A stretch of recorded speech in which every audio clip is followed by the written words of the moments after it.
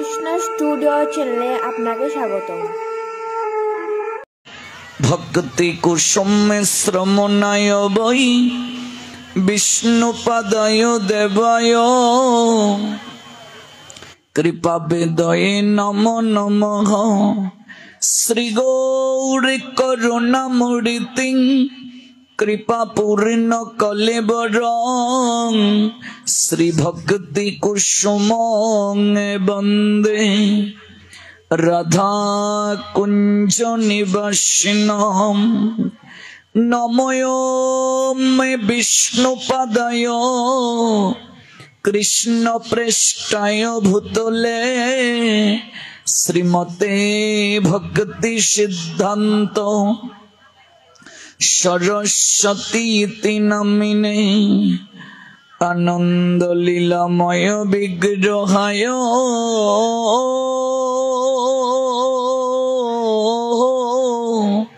হেমাব দিব্যৎসবি সুন্দরায় তস্মৈ মহাপ্রেম রস প্রদায়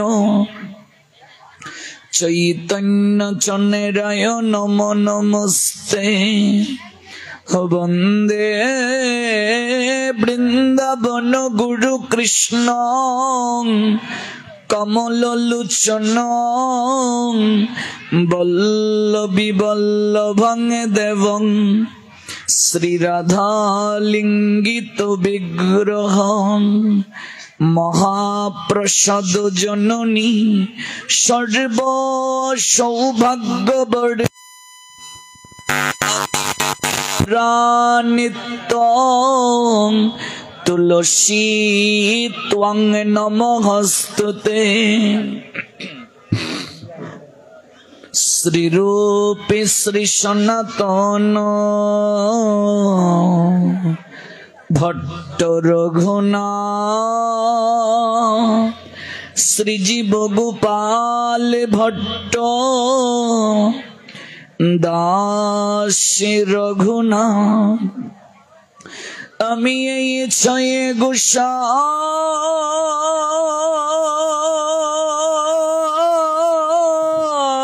করি চরণ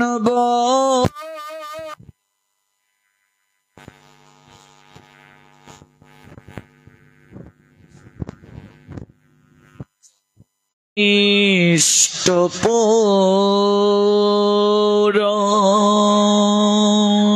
আমি এই ছয় গোসাই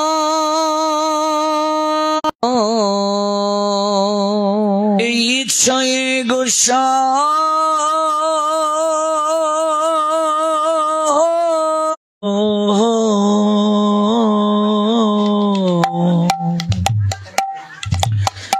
জহাতে মিলে রে ভাই পঞ্চগ্রাম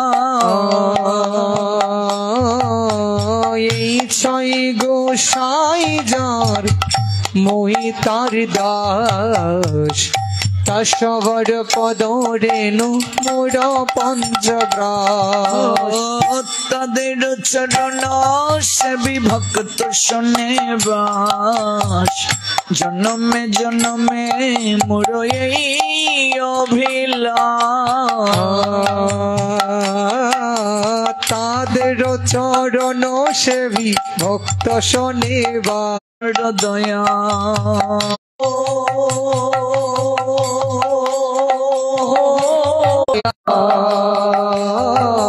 এই ছয় গোসাই যাবে ব্রজে কইলাবাস রাধা কৃষ্ণ নিত্য লীলা করিলাম নইলে বাজানিত নইলে কে বাজানিত বৃন্দাবনের যুগল ভজন কে বাজানিত বৃন্দাবনের যুগল ভজন কে বাজানিত বৃন্দাবনের যুগল ভজন কে বাজানিত বৃন্দাবনের যুগল ভজন কে বা জানিত ছয় গোসাই না জানালে কে বা জানিত ছয় গোসাই না জানালে কে বা জানিত এই ছয় গোসাই যাবে কৈলাস রাধা কৃষ্ণের লীলা করিল প্রকাশ এই ছয় গোসাই যাবে ব্রজ কৈলাস রাধা কৃষ্ণের লীলা করিল প্রকাশ আনন্দে ভালো মনি ভজ শ্রী গুরু বৈষ্ণব পদে বজাইয়া আনন্দে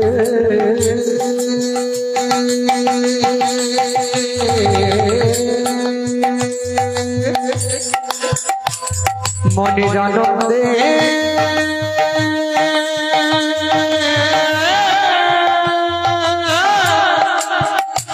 মনির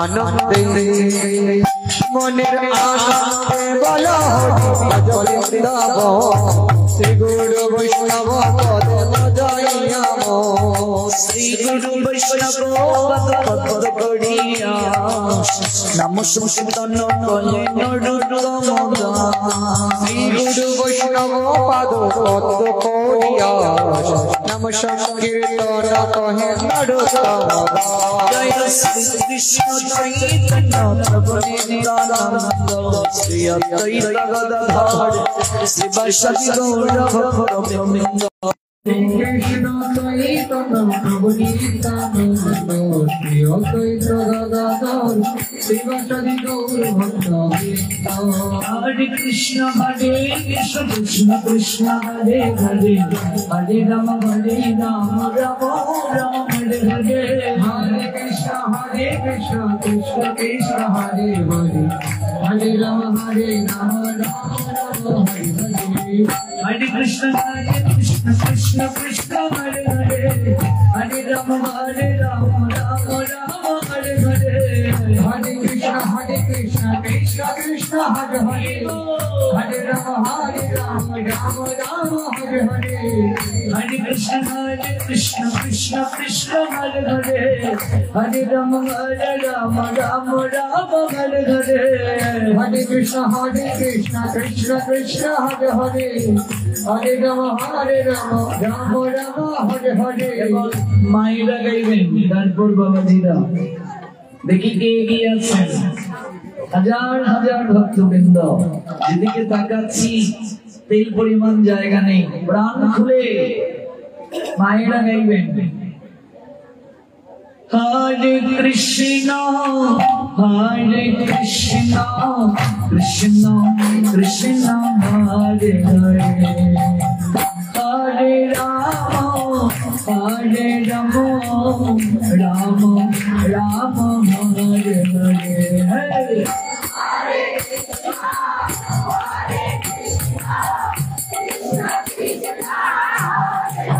गौर प्रेमानंदे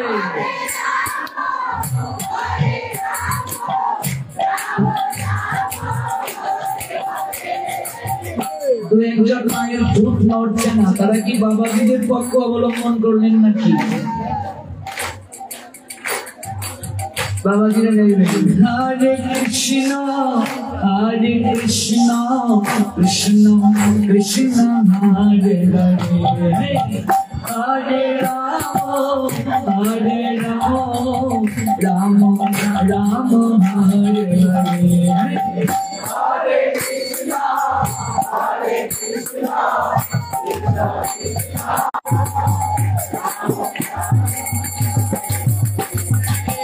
हरे कृष्ण हरे Krishna Krishna Krishna Hare Hare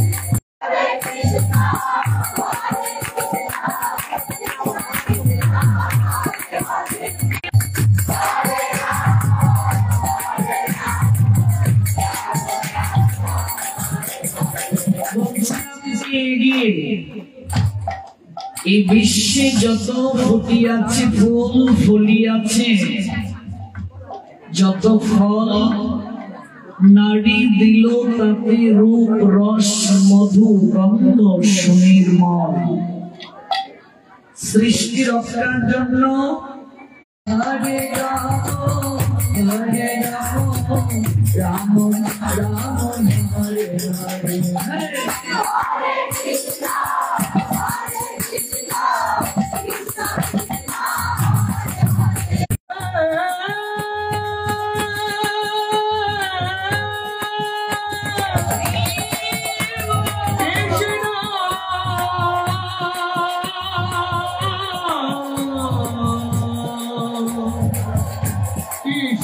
Krishna Hare Hare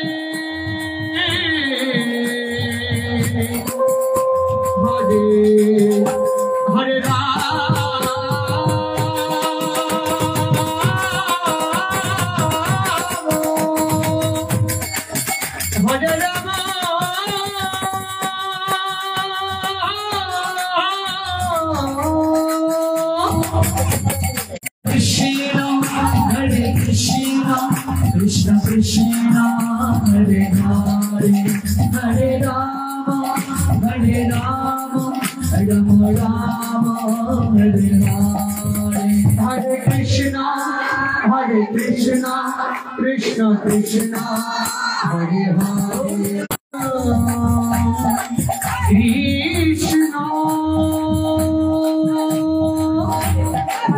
Krishna Krishna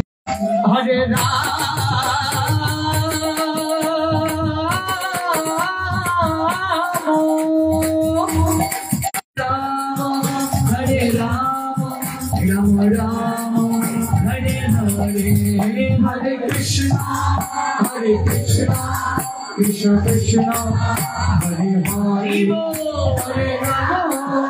Hare Rama Rama Rama Dashe Pate Jao Jante Bhushila Kirtana Kara Shabe Hare Sani Lila Kirtana Kara Shabe Hare Sani Lila Dashe Pate Jao Jante Bhushila Kirtana Kara Shabe Hare Sani Lila Hare Krishna Krishna Krishna Hare Hare Hare Rama Rama Rama Hare Hare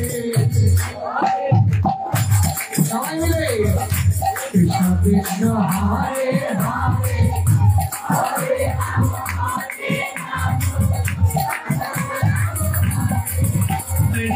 Rama Hare Krishna Krishna Krishna Hare Hare Hare Rama Hare Rama Rama Rama Hare Hare Hare Krishna Krishna Krishna Hare Hare Hare Rama Rama Rama Hare Hare Jaya Radhe Jaya Radhe Jaya Radhe Jaya Radhe Jaya Radhe Jaya Radhe Jaya Radhe Jaya Radhe কোথায় গো প্রেমময়ী জয় রাধে শ্রী রাধে কোথায় গো প্রেমময়ী জয় রাধে শ্রী রাধে কোথায় গো প্রেমময়ী জয় রাধে শ্রী রাধে কোথায় গো প্রেমময়ী জয় রাধে শ্রী রাধে নিতাই গৌর হরি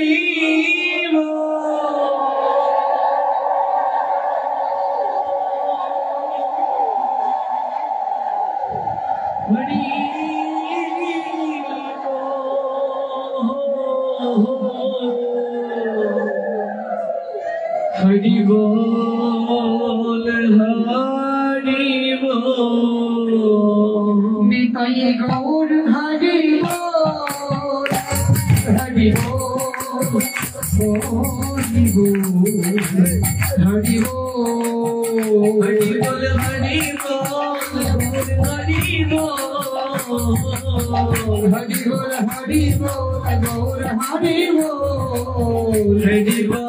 हरि बोल गौर हरि बोल हरि बोल हरि बोल गौर हरि बोल हरि बोल हरि बोल हरि बोल हरि बोल हरि बोल हरि गौर हरि बोल हरि बोल हरि बोल हरि बोल মহা সংযমের মাস দামোদর মাস উপলক্ষে কথা লীলা কথা আস্বাদন করার মনোরথে যে যজ্ঞ অনুষ্ঠানের আয়োজন করা হয়েছে বাংলাদেশে নেত্রকোনা জেলা কলমাকান্দা উপজেলা স্থিত শ্রী শ্রী জগন্নাথ জিউর মন্দির প্রাঙ্গণে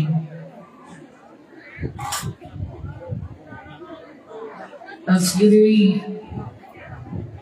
অপ্রাকৃত যজ্ঞস্থলে বহুদূর দূরান্ত থেকে যারা উপবেশন করেছেন আপনাদের প্রত্যেকে রাতুল রামদা চরণে আমি অভাজন ভক্তিপূর্ণ প্রণাম নিবেদন করছি। ভগবান শ্রী জগন্নাথ যাকে কেন্দ্র করে এই অনুষ্ঠান আয়োজন করেছেন শ্রীমতী চিন্ময়ী দেবী দাসী এবং তাকে যারা সহযোগিতা করছেন জগন্নাথের ভক্তবৃন্দ, প্রত্যেকের প্রতি আমি বিনম্র কৃতজ্ঞতা নিবেদন করছি। অনেক ভক্তবৃন্দ, এই পরিমাণ জায়গা নেই, আপনাদের কষ্ট হচ্ছে আমি বুঝতে পারছি, কিন্তু মা কথা যে বলা যাবে না, যেহেতু প্রবেশ করিয়ে গিয়েছেন মন্দির প্রাঙ্গণে, কষ্ট করে বসেই গিয়েছেন, 1.5 থেকে 2 ঘন্টা সময় কায় মনোবাক্যে শ্রবণ করে যান, নড়াচড়া করারও সুযোগ নেই, বুঝতে পারছি এত ভক্তবৃন্দ। তার থেকে বড় কথা প্রচন্ড গরম, যেদিকেই দৃষ্টি দেওয়া হচ্ছে সেদিকেই ভক্তবৃন্দ পরিলক্ষিত হচ্ছে। তবে বিশেষ করে এই দিকে একটু কথা বেশি শোনা যাচ্ছে, বিশেষ করে মায়েদের দিকে। এদিকেও তো অনেক ভক্তবৃন্দ, কিন্তু কোনো কথা নেই। কাজে আমি বিনম্র প্রার্থনা নিবেদন করছি মায়েদের দিকে, ভাগবত যখন শুরু হয়ে যায় তখন যদি আমরা কেউ কথা বলি, যত পাপ যত অপরাধ যিনি কথা বলে ব্যাঘাত ঘটাবেন তাকে বহন করে নিয়ে যেতে হবে। কাজে সচেতন হতে হবে আমাদের। একবার প্রাণ ভরে নিতাই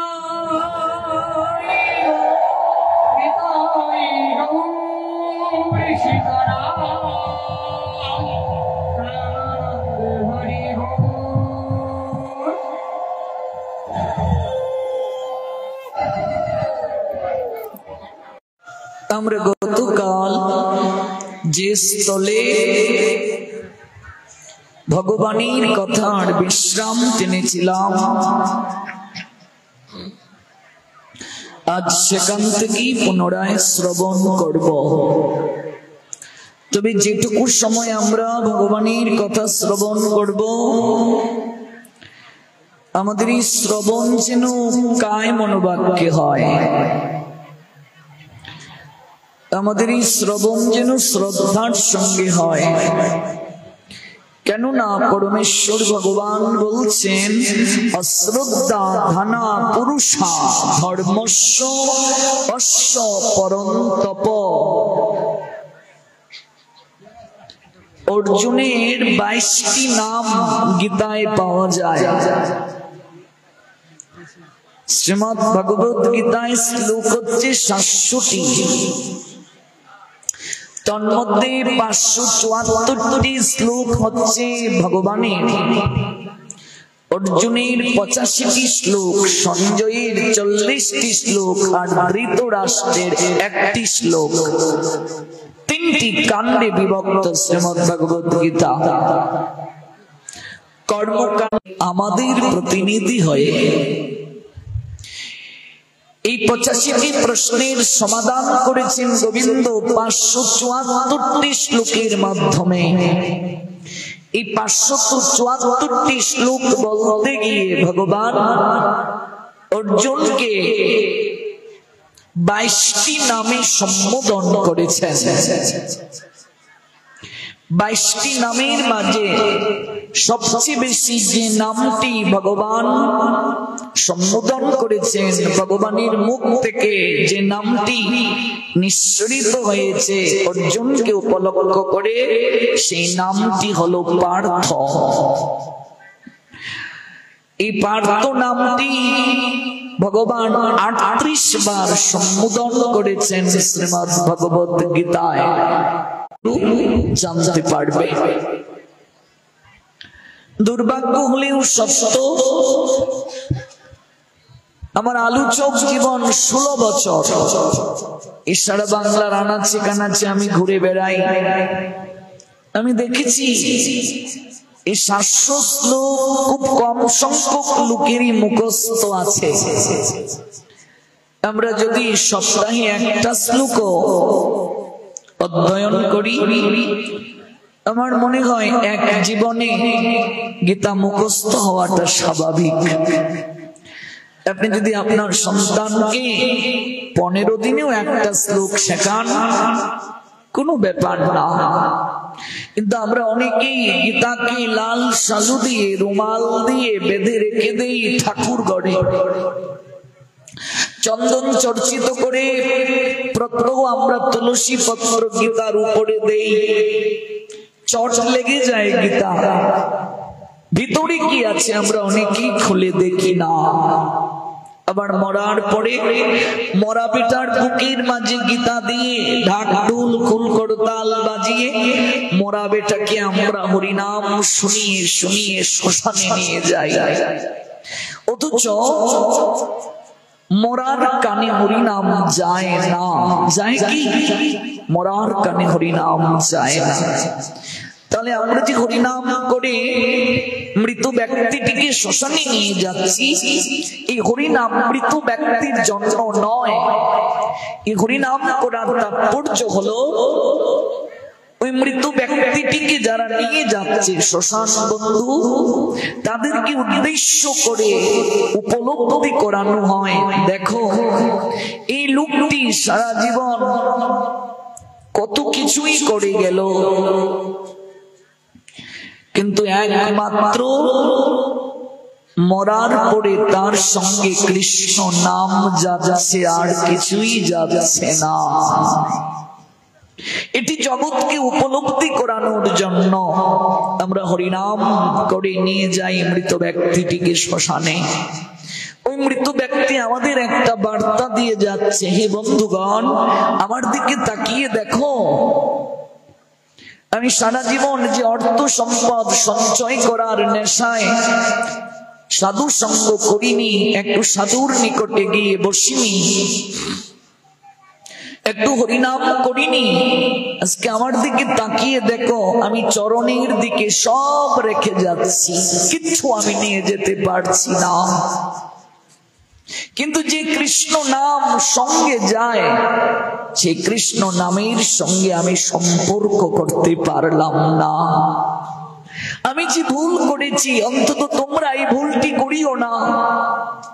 হে বন্ধুগণ, হে সংসারী মনুষ্যগণ, আমায় দেখে তোমরা এই শিক্ষাটা নাও। আমি আমি যে ভুল করেছি তোমরা তা করিও না। দেখো আমার সঙ্গে যাচ্ছে মধুময় শ্রী হরিনাম, আর কিছুই আমার সঙ্গে যাচ্ছে না। কাজে হরিনামটা মরার পরে করলে মৃত ব্যক্তির কোনো কল্যাণ হয় না, এগুলো মনসান্তনা। মরার পরে আপনি আপনার বাবা আর আপনার মায়ের শ্রাদ্ধ অনুষ্ঠানে 10 গ্রামের লোক নিমন্ত্রণ করে খাওয়ালেন, আর যদি জীবিত অবস্থায় আপনি আপনার মা বাবার সেবা না করেন, ওই মরার পরে শ্রাদ্ধ অনুষ্ঠানে 10 গ্রামের লোক নিমন্ত্রণ করে খাওয়ালি কি তারা সন্তুষ্ট হবেন? প্রশ্ন উঠে না। এগুলো মনসান্তনা, যে আমি শ্রাদ্ধে এত লোককে নিমন্ত্রণ করলাম, আমি যদি আমার বাবাকে পালঙ্কে শয়ন না করাই, মরার পরে শ্রাদ্ধে ব্রাহ্মণকে পালঙ্ক দান করলে আমার বাবা সন্তুষ্ট হবে? এগুলো মনসান্তনা। জীবিত অবস্থায় একটু গাভীর দুগ্ধ খাওয়ালাম না, আর মরার পরে গাভী দান করলাম, তাতে আমার বাবার কি হবে? যদি উদ্ধার এত সহজ হতো, তাহলে যারা ধনাঢ্য ব্যক্তি ওরা জীবিত অবস্থায় কিচ্ছু করবে না, আর মরার পরে 16 প্রহর কীর্তন দিয়ে দিল, গয়ায় গিয়ে পিণ্ড দিয়ে দিল, তাহলে উদ্ধার হয়ে যাবে। কিংবা 100 গীতা দান করে দিয়ে দেব, আর জীবিত অবস্থায় খুন করে নেব, পৃথিবীর সম্পদ হরণ করে নেব, আর ওই টাকা দিয়ে 100 গীতা দান করে দিয়ে দেব। মাহাত্ম্য তো আছে, 100 গীতা দান করলে এই কৃপা হয়। বিষয়টা এমন নয়। এটার অর্থ হচ্ছে আপনাকে জীবিত অবস্থায় আমল করতে হবে, জীবিত অবস্থায় আচরণ করতে হবে, জীবিত অবস্থায় আপনাকে পার ঘাটের সম্বল সংগ্রহ করতে হবে। আমি এই জন্য প্রত্যেক স্টুডেন্টস যারা, তাদের বলি, গীতাটা তোমরা পড়ার টেবিলে রাখো, পড়ার টেবিলে রাখো গীতা। পাঠ্য বই শুরু করার পূর্বে অন্তত একটা শ্লোক পড়ে নাও, তারপর নিজের পাঠ্য বই থেকে স্কুল কলেজ বিশ্ববিদ্যালয়ের যে পড়াশোনা আছে তা শুরু করো। সংস্কৃত না পারলে বাংলা অনুবাদটা পড়ো, শুয়ে শুয়ে গীতা পড়ো বিছানায়, তাতেও দোষ নয়। কিন্তু না পড়াটাই গীতার প্রতি অপরাধ, অবহেলা। আমি যদি না পড়ি সেটাই অপরাধ, সেটাই পাপ। যে বাবা আমি যে সংস্কৃত জানি না, ভুল হচ্ছে, তাহলে আমার করণীয় কি?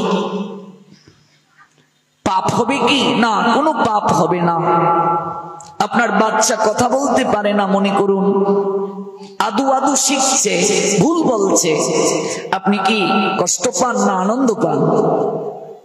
আপনি আরো 10 জন লোককে ডাকছেন, দেখে যা দেখে যা দেখে যা দেখে যা, দেখ আমার ছেলে কি সুন্দর কথা বলা শিখছে, দেখি বাবা তোমার আকল দাগটা দেখি বাবা দেখি। এখন যে মামা, তাকে বলছে কাকা, বলছে না কাকা নয়, বলো মা মা। আপনি শিখিয়ে দিচ্ছেন না কষ্ট পাচ্ছেন? আপনি আরো তাকে শিখিয়ে দিচ্ছেন, আর আপনি আনন্দ পাচ্ছেন। যখন আপনি গীতা পড়া শুরু করবেন, আপনি ভুলেই বলছেন, ভগবান বলবেন দেখো আমার সন্তান আমায় ডাকতে শিখছে। আপনি ভুলই বলছেন, ভগবান বলছেন দধামি বুদ্ধি ইয়াগাম, আমি বুদ্ধি যুগ দান করব, দেখো দেখো আমার সন্তান আমায় ডাকছে। তিনি নিজেই আপনাকে বুদ্ধি যুগ দান করবেন, কিন্তু পড়তে হবে। আমি গীতা রেখে দিলাম, ঠাকুর গড়ে হবে না, এটি সবচেয়ে বড় অপরাধ। বাক্সবন্দি করে রেখে দেওয়া, এটি সবচেয়ে বড় অপরাধ। যাদের চোখে আলো আছে, রিডিং পড়তে যারা জানেন, তারা তো আরো বেশি শাস্তি পাবে। যারা মূর্খ তাদের কথা আলাদা,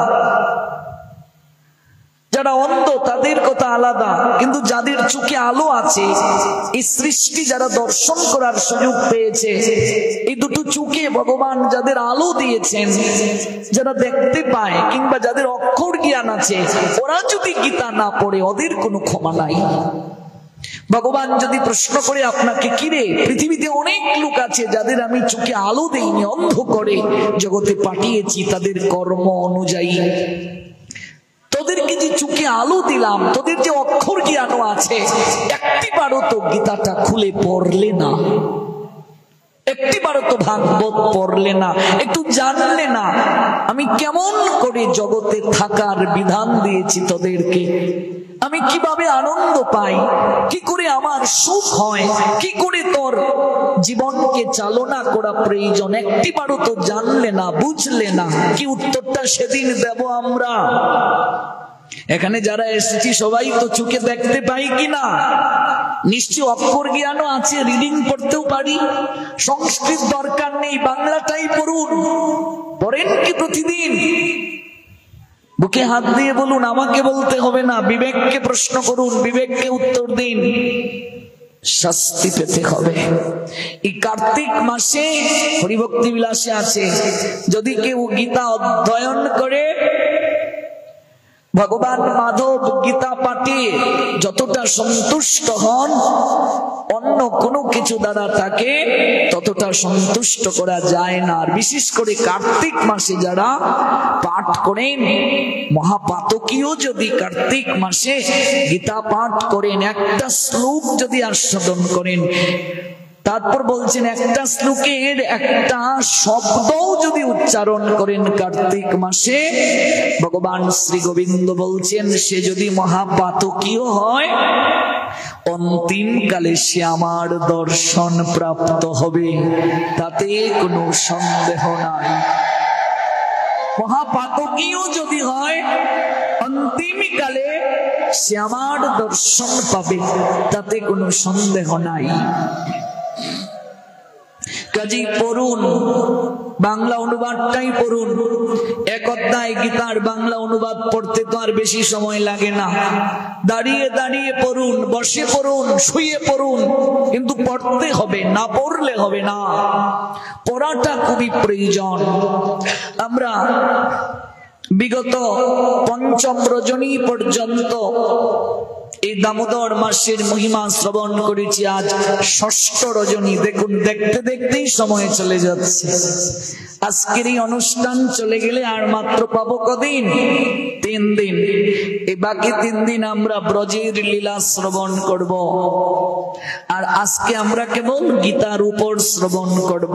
কারণ এই দামোদর মাসে বিশেষ করে শ্রীমদ্ ভগবত গীতার একটা শ্লোক যদি কেউ আস্বাদন করে, তাহলেও সে অসীম কৃপা প্রাপ্ত হবে। গতকাল আমরা কোন বিষয়টির উপর শ্রবণ করেছি?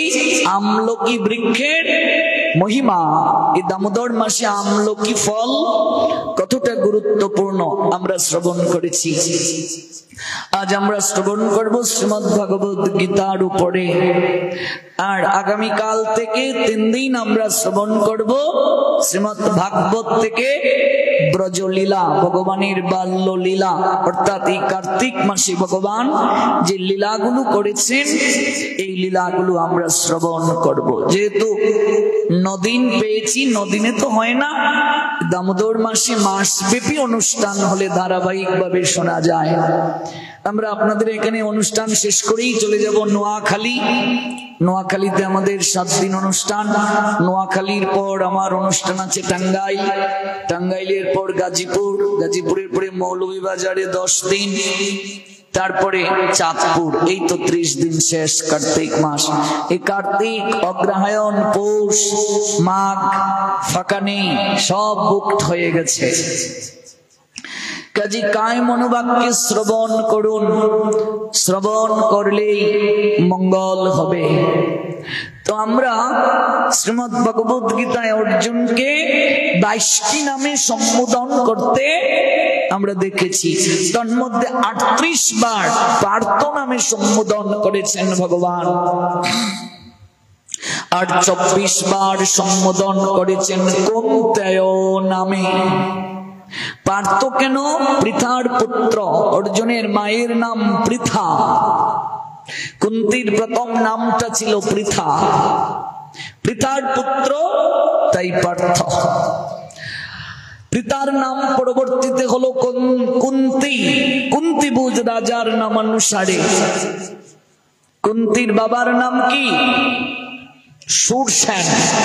ওই শূরসেন দান করে দিয়েছিলেন মেয়েটাকে কুন্তিভোজ রাজার কাছে। কুন্তিভোজ রাজা শূরসেনকে বলেছিলেন, বন্ধু তোমার কাছে আমি একটা ভিক্ষা চাইব। তোমার তো অনেক সন্তান আছে, তোমার স্ত্রী গর্ভবতী, এই সন্তানটা যদি বিধির আশিসে ভূমিষ্ঠ হয় তুমি এই সন্তানটিকে আমায় দান করে দিয়ে দেবে। শূরসেন বলেছিলেন, সন্তান পৃথিবীতে আনয়নের ক্ষেত্রে বাবার থেকে কষ্টটা মায়ের বেশি, ঠিক না ভুল?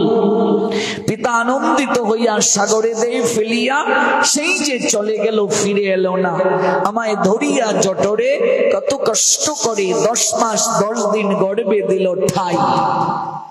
তাহলে আমি আমার স্ত্রীর অনুমতি ব্যতীত তোমায় কি করে কথা দিতে পারি?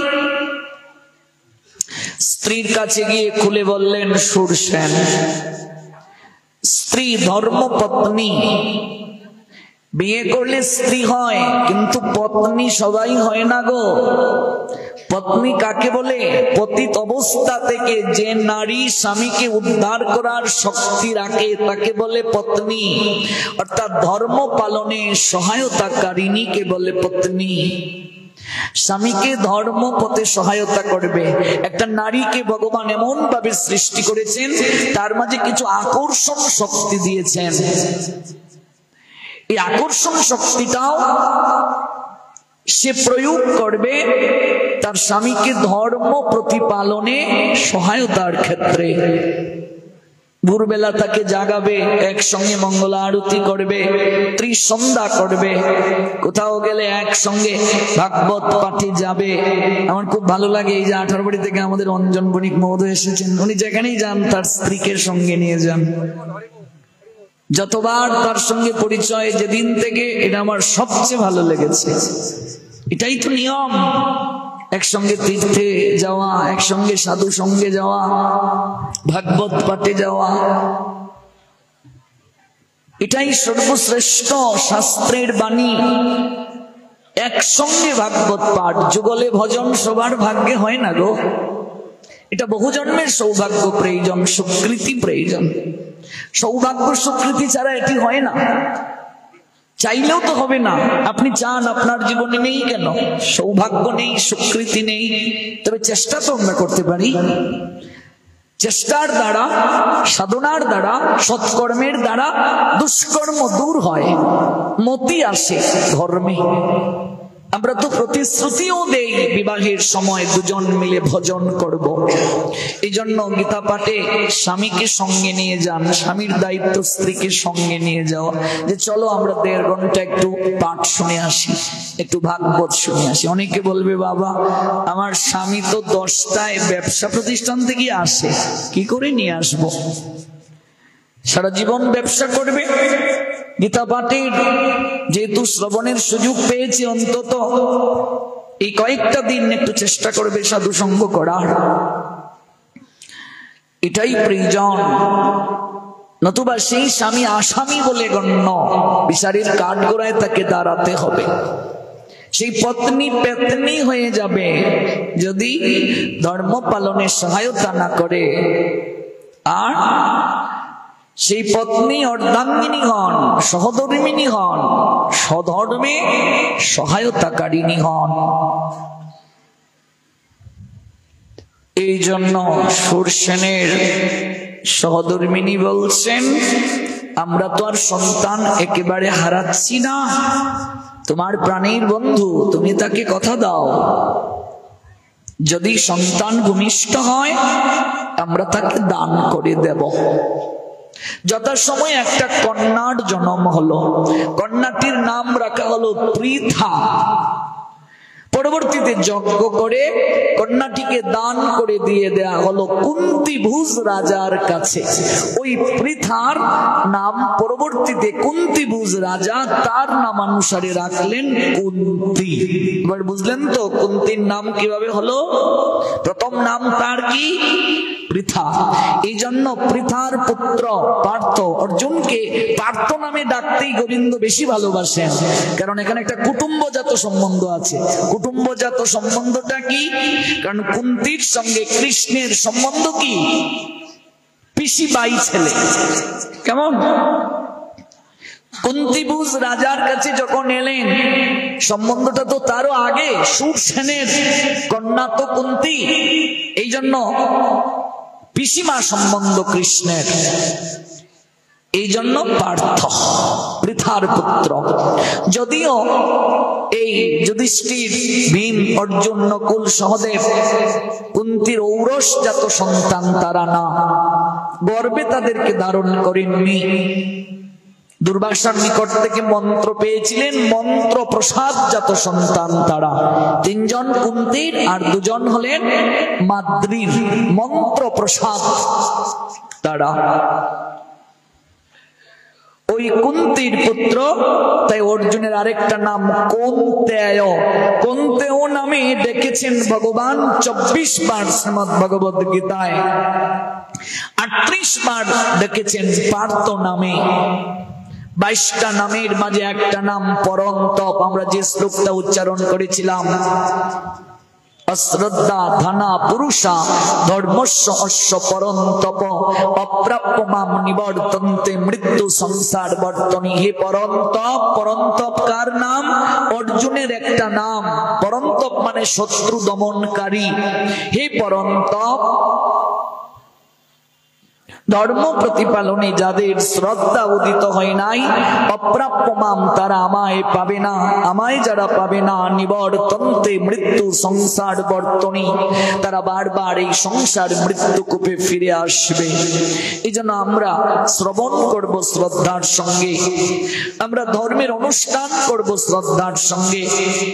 ধর্ম অনুষ্ঠানটা যেন লোক দেখানো না হয়, ধর্ম অনুষ্ঠানটা যেন ইন্দ্রিয় তর্পণ না হয়, এটা ইন্দ্রিয় তৃপ্তির যেন একটা উপডৌকন না হয়, আসর না হয়, তাহলে অপ্রাপ্য মাম, গোবিন্দ বলছেন আমায় পাবে না। এই যে পুজো গেল, পুজোটা যদি কেবল ডিজে হয়, এই পুজো যদি কেবল ইন্দ্রিয় তৃপ্তির কারখানা হয়, আসর হয়, তাহলে কিন্তু এই পুজোর দ্বারা জীবের কল্যাণ হবে না।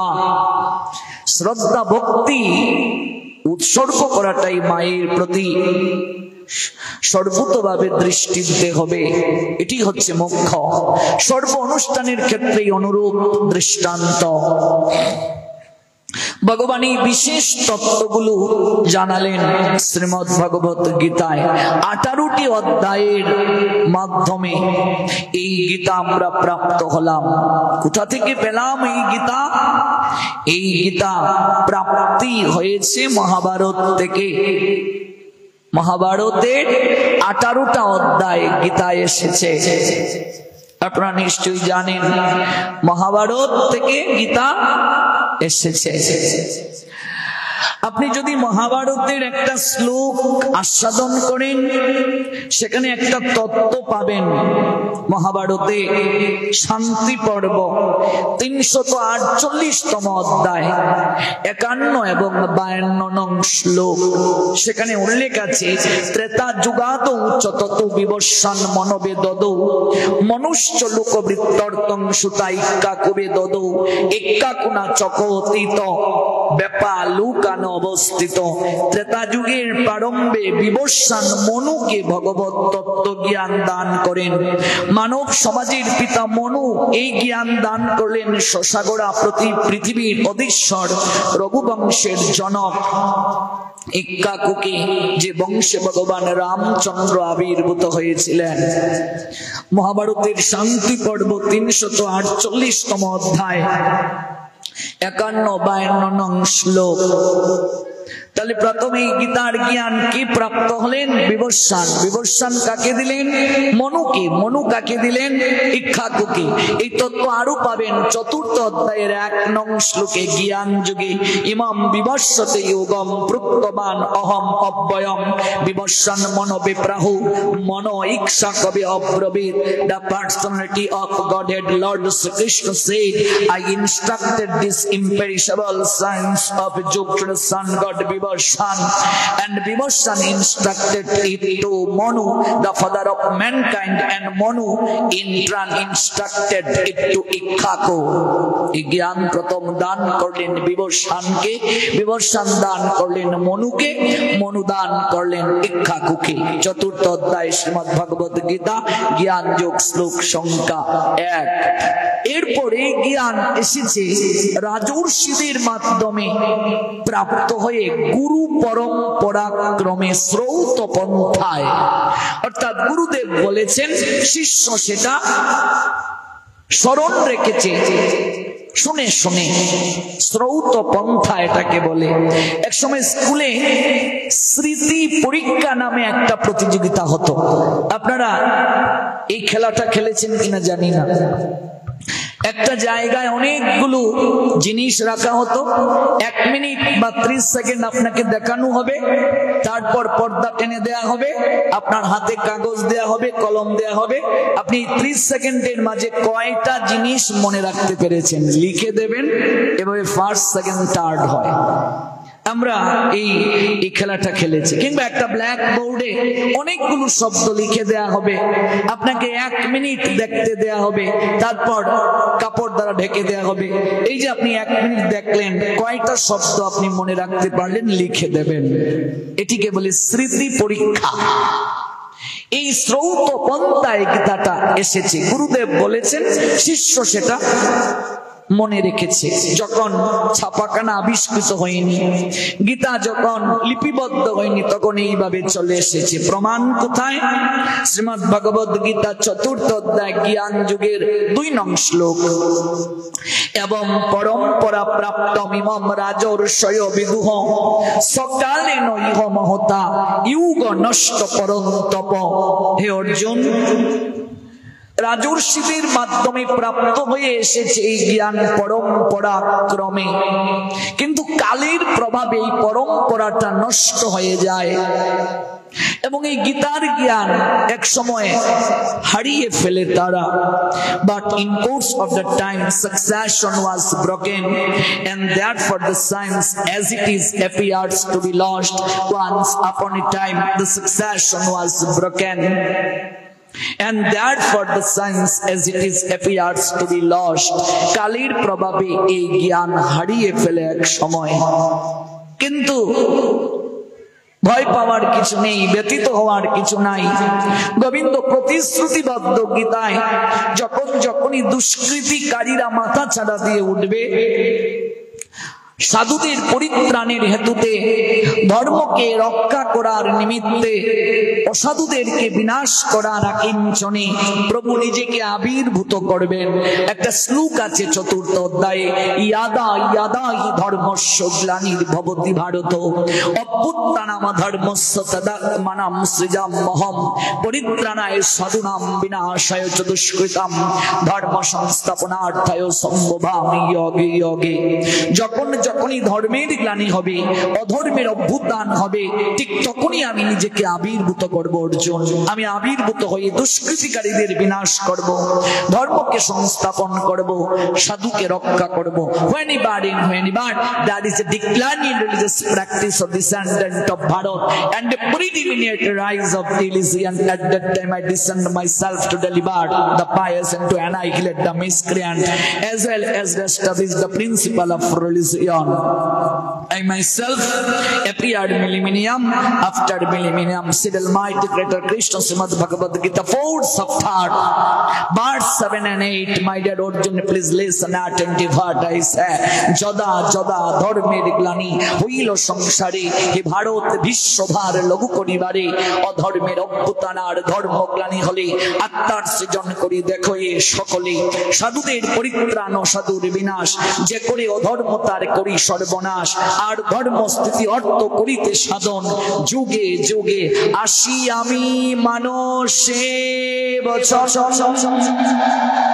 whenever there is a decline in the practice or descendant of Bharat and a brilliant rise of illusion, at that time I decided myself to deliver the pious and to annihilate the miscreant as well as establish the principle of religion. I myself appeared millennium after millennium. তাই ভগবান আজ থেকে আনুমানিক 5000 বছরেরও পূর্বে ভারতের হরিয়ানা রাজ্যের কুরুক্ষেত্রে সরস্বতী নদীর তীরে জ্যোতিষর নামক জায়গায় অগ্রহায়ণ মাস শুক্লপক্ষ মুখ্যদা একাদশী তিথি রোজ রবিবার সকাল আনুমানিক 8:30 ভেতরে একটা বটবৃক্ষের নিচে রথে উপবেশিত বিমর্ষ বিষাদগ্রস্ত অর্জুনকে উপলক্ষ করে জগতের সবাইকে এই শ্রীমদ্ ভগবত গীতার জ্ঞান পুনরায় দান করলেন।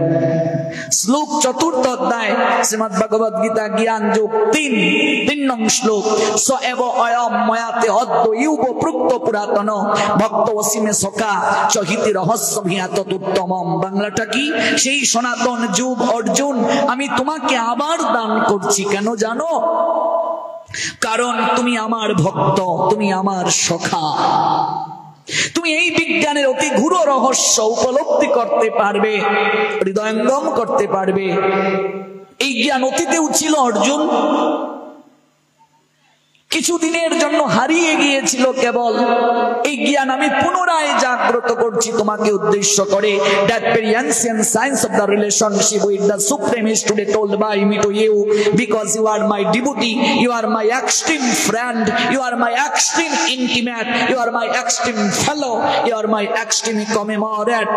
Can therefore understand the transcendental mystery of this science, said omnipotent maker Krishna, Srimad Bhagavad Gita 4 chapter জ্ঞান যোগ ভার্স 3। আমি তোমাকে পুনরায় এই বিজ্ঞান সমন্বিত জ্ঞান দান করলাম। তুমি আমার সখা, তুমি আমার ভক্ত, তুমি অসুয়া থেকে রহিত, তুমি নির্মৎসর। এই পরম বিজ্ঞানের গূঢ় রহস্য তুমি উপলব্ধি করতে পারবে। এই জ্ঞান আমরা প্রাপ্ত হলাম পুনরায়। এই জ্ঞান বেদান্তের সারাতিসার। আমাদের মূল সনাতনীদের ধর্মগ্রন্থ মনে রাখবেন বেদ। বেদকে 4টা ভাগে বিভাজন করা হলো, ঋক সাম যজুর অথর্ব। ওই বেদ থেকে উপনিষদ এলো। সকল উপনিষদকে মন্থন করে সারাতিসার এলো গীতাতে। একটা শ্লোক আছে মঙ্গলাচরণে, সর্ব উপনিষদ গাবো দুগ্ধা গোপাল নন্দন পার্থ বৎস সুধীর ভুক্তা দুগ্ধং গীতামৃতং মহৎ। আছে কি নেই? এটার বাংলাটা কি? সকল উপনিষদ হলো গাভী। ওমা, গাভী থাকলেই কি দুধ পাওয়া যাবে বাছুর ছাড়া? তাহলে সকল উপনিষদ যদি গাভী হয়, বাছুরকে? হ্যাঁ, অর্জুন পার্থ বৎস সুধীর ভুক্তা দুগ্ধং গীতামৃতং মহৎ। অর্জুন হলেন বাছুর। সর্ব উপনিষদ গাব দুগ্ধা গোপাল নন্দন পার্থ বৎস সুধীর ভুক্তা দুগ্ধং গীতামৃতং মহৎ। গাভী হলো সকল উপনিষদ। উপনিষদ তো বেদ থেকেই ধারাবাহিক ভাবে এলো। বাছুর হলো অর্জুন অর্থাৎ পার্থ। গাভী আছে, বাছুর আছে। এবার কেউ যদি দুহন করতে না পারে, দুধ পাওয়া যাবে? আমরা দেখেছি গাভী দুহন করতে পারে না। ওই গৃহ করতে গিয়েছেন পাশের বাড়ি, তোমরা কে আছো? আমরা গাই কিনে একটু দিয়ে যাও না, আমরা বাড়িতে কেউ নাই। তাহলে দোহন কর্তা ছাড়া কি দুধ পাওয়া যাবে? গাভী আছে, বাছুর আছে, কিন্তু আপনি দোহন করতে পারেন না, তাহলে তো দুধ পাবেন না। গাভীর স্তনেই দুধ থাকবে। তাহলে দোহন কর্তাও তো দরকার বাবা। দোহন কর্তাকে গোপাল নন্দন, নন্দের নন্দন গোপাল হলেন দোহন কর্তা। গাভী উপনিষদ, বাছুর পার্থ, দোহন কর্তা নন্দের নন্দন স্বয়ং ভগবান গোবিন্দ। আচ্ছা, আপনি গাভী পেলেন, বাছুর পেলেন, দোহন কর্তাও পেলেন। দুধটা কেউ যদি পাত্রের মাঝে রেখে দেয়, যদি নিজে না খায়, শরীর পুষ্টি হবে? আপনি দোহন করে দুধ পাত্রের মাঝে রেখে দিলেন, এবার শরীরের কি উন্নতি হবে? তাহলে দুধটা খাবে কে? হ্যাঁ বাবা বলছেন দুধটা খাবে ভক্তবৃন্দ। সুধীর ভোক্তা সংস্কৃত ভাষায়, জগতে সুধীজন যারা, সবাই নয়, সুধীর ভোক্তা। এখানে যারা এসেছেন আপনারা সাধারণ কেউ নয়। ভাববেন না যে আমি যে গীতা পাঠ শুনতে এসেছি, ভাগবত শুনতে এসেছি, এটা এমনিতেই চলে এসেছি, না, প্রশ্নই ওঠে না। আপনি এমনিতে ইচ্ছে করলেও আসতে পারবেন না, ভগবানের কৃপা হয়েছে বলেই আপনি আসতে পেরেছেন। সুধীর ভোক্তা, জগতে সুধী লোক, সুধী ব্যক্তি যারা, সজ্জন ব্যক্তি যারা। শুনো অর্জুন, হাজার হাজার লোকের মাঝে কদাচিৎ কোনো একজন আমাকে জানতে পারবে। সবাই আমায় জানতে পারবে না, সবাই আমায় ভালোবাসবে না, সবাই আমায় শ্রদ্ধা করবে না। চার প্রকার ব্যক্তি আমার কাছে কোনোদিন আসবে না।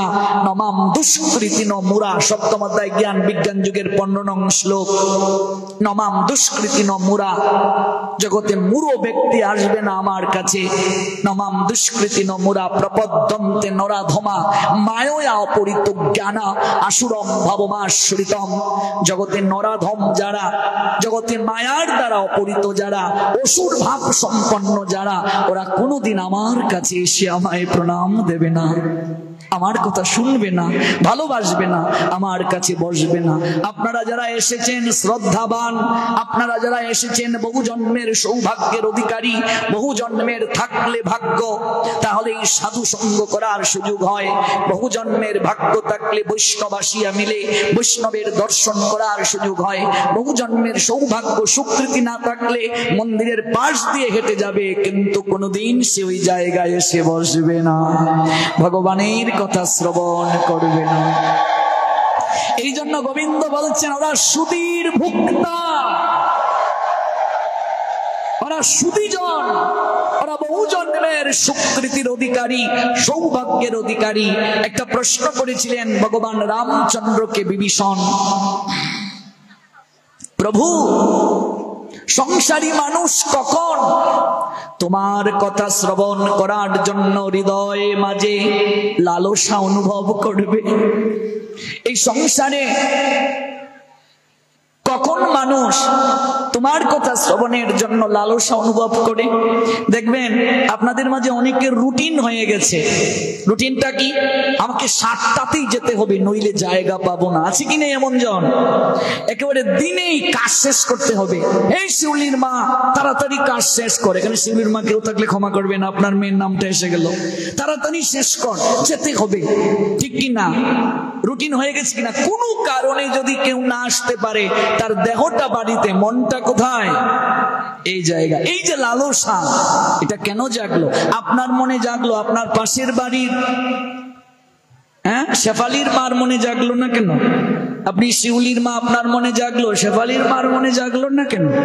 আপনি রমাকান্তের বাবা, আপনার মনে জাগলো, আপনার পাশের বাড়ি রাধাকান্তের বাবার মনে জাগলো না কেন? এই উত্তরটাই রামচন্দ্র দিয়েছেন বিভীষণকে। বিভীষণ প্রশ্ন করছেন, কখন মনুষ্য জীব ভগবানের কথা শ্রবণ করতে লালসা অনুভব করে হৃদয় মাঝে? পাগল হয়ে যায় কখন? টান অনুভব করে কখন? উত্তরে প্রভু বলছেন, শোনো বিভীষণ, মনুষ্য জীব তখনই ভগবানের কথা শ্রবণ করতে হৃদয়ে প্রগাঢ় টান অনুভব করে, লালসা অনুভব করে। আর যখন তার ভিতরে এরকম ছটপট অনুভব হয় সাধু সঙ্গ করার জন্য, ভগবানের কথা শ্রবণের জন্য, একটু প্রসাদ প্রাপ্তির জন্য ছটপট শুরু হয়, বুঝবে এই সংসারের ত্রিতাপ জ্বালা তার দূর হওয়ার সময় হয়ে গেছে, আর বেশি দিন বাকি নেই। এই বন্ধন খণ্ডন হওয়ার সময় এসে গেছে তার, এই ত্রিতাপ জ্বালা দূর হওয়ার সময় হয়ে গেছে তার।